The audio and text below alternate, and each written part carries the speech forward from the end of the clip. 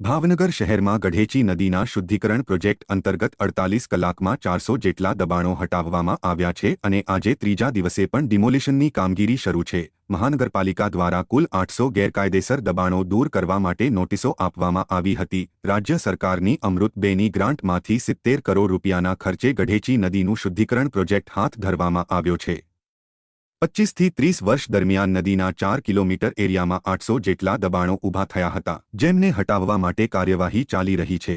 આજે ત્રીજા દિવસે પણ પોલીસના મોટા બંદોબસ્ત સાથે મહાનગરપાલિકાના એસ્ટર વિભાગે મેગા ડિમોલેશન શરૂ કરી દીધું છે।